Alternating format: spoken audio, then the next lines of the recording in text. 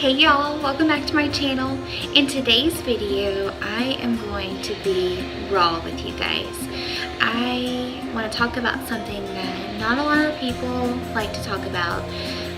Some people actually believe this isn't even real, but we are going to talk about postpartum depression and my story with postpartum and how I still deal with it 17 months after having my son.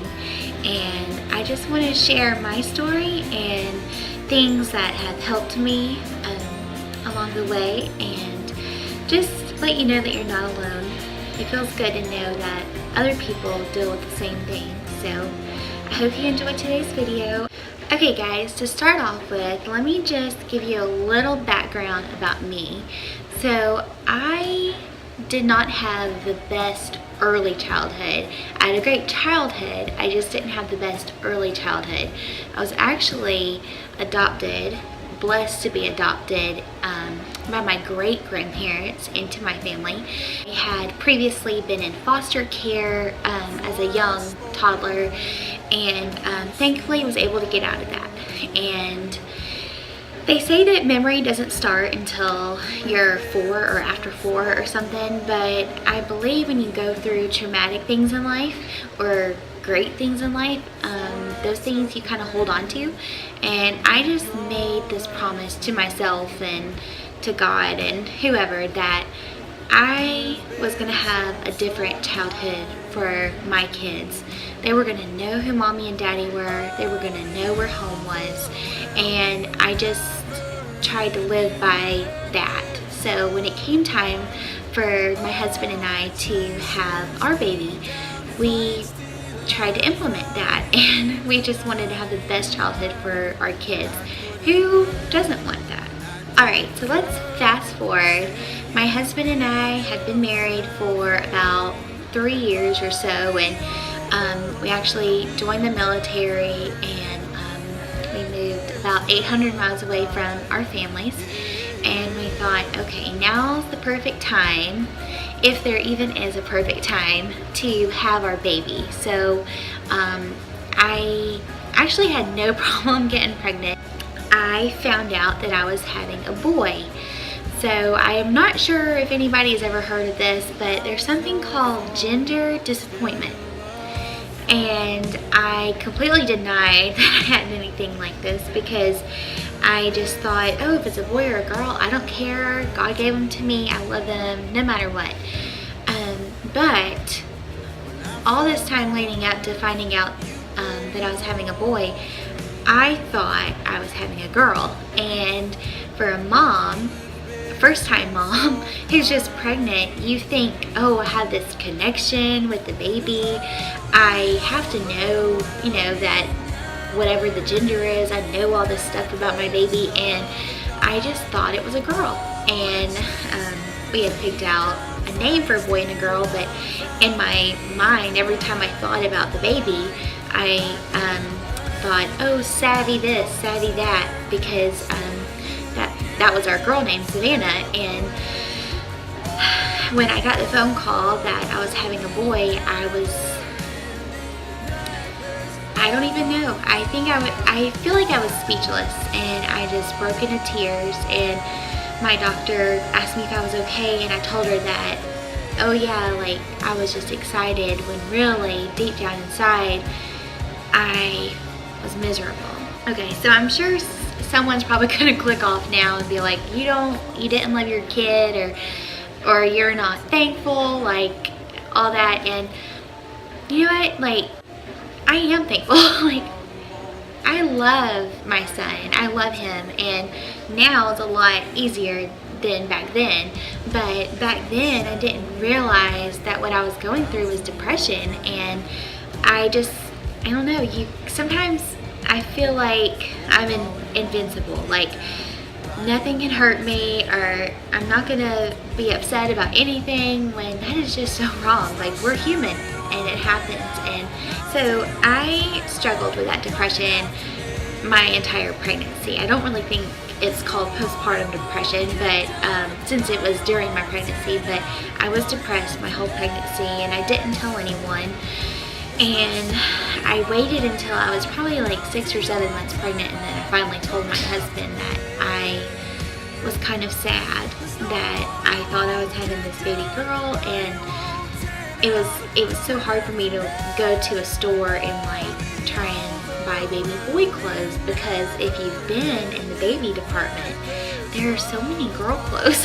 There's a lot less boy clothes, I feel like. Maybe I'm wrong, maybe that's just where I live, but it was hard to go look at clothes because I wanted to go look at the girl clothes, and I was just sad. So enough rambling. I had my mom actually fly up to DC where we live about a month or so before I gave birth, because I thought that I was having this big baby, and I was like 37 weeks pregnant, and I was measuring 2 weeks ahead, and I was like, well, you gotta get here now because I can't just call you and be in labor. This is my first baby, like I need you here. So she came about a month before, and I finally broke down and shared with my mom what I was feeling, and we just prayed about it. And something she told me and some other people told me was, you know, like, no matter what you're feeling right now, whenever you have that baby and they put him in your arms, all that's gonna just melt away, and you're just gonna have this undeniable love for this baby. And so I was just like waiting for that moment. I was just like, okay, like it's okay, like I'm feeling like this right now, but as soon as I have my son, I'm gonna be okay, and it's all gonna go away. We're gonna be this happy family. So that wasn't the case. I actually went in for my 40-week appointment. I was due May 1st, 2017, so I went in then, and actually I feel like May 1st was a Sunday, so I went in on that Monday. It was May 2nd. And I had a series of high blood pressure, and they had checked it 3 times. So like this first appointment I had high blood pressure, and then another one, and then this day was my 3rd high blood pressure, and they decided to go ahead and induce me.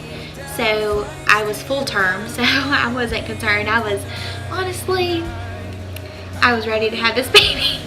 So I went to the hospital, and they started the induction process, and that's a whole nother story. And I had my son Grayson the next day at 1 p.m. the next afternoon. I didn't have that feeling. I didn't have that first love feeling at all. I had this I'm scared to death feeling, and my husband describes it the same way, that he was really anxious too. First baby, and we are so far away from family, and we did not know what we were doing. So over the next few months, I struggled every day. I initially tried to nurse in the beginning, and I failed, and that's how I saw it, as I failed. It wasn't, okay, I'm gonna feed my baby with formula, at least he's fed. It was, I couldn't feed him, and I really beat myself up about it, and I didn't want to go out of the house. He actually wasn't the best sleeper for the first 8 months or so. There were some nights we were up every 50 minutes, and you know how that is. When you're tired, of course you're not going to feel your best, and I didn't want to get out and meet people. I just felt so isolated, and I didn't realize that under all this, I was just experiencing postpartum depression. I finally got out of the house. I met a couple of girls while I was pregnant, and I found out they lived in the same neighborhood that I lived in, and one contacted me, and our sons are about the same age, and she invited me to a play date at her house, and that was my first like mom interaction. And my son was 6 months old, and I opened up to them, and I told them what I was feeling and what I was going through, and they told me that they felt like that sounded like postpartum depression, and I was like, oh, well, that makes sense. However, I didn't want to tell the doctor. Every time we would go to the pediatric center to take my son for a checkup, there was always paperwork that I filled out for him, and then there was a paper that I filled out for me that was to check on me and see if I was okay, and I lied on there every time because I knew they were checking for postpartum, and I didn't want to say that I felt like doing this or I didn't feel like doing this, and I just thought they would lock me up somewhere and I would be put on medicine, and I would never be able to get off medicine, and I would just be like a crazy person, and I didn't want to be this crazy person who needs meds to survive.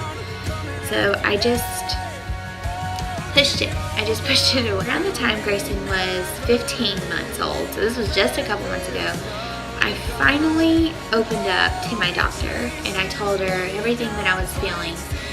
And she actually did start me on medication, but I can say everything's better now. And I'm not saying medicine is the answer to everyone.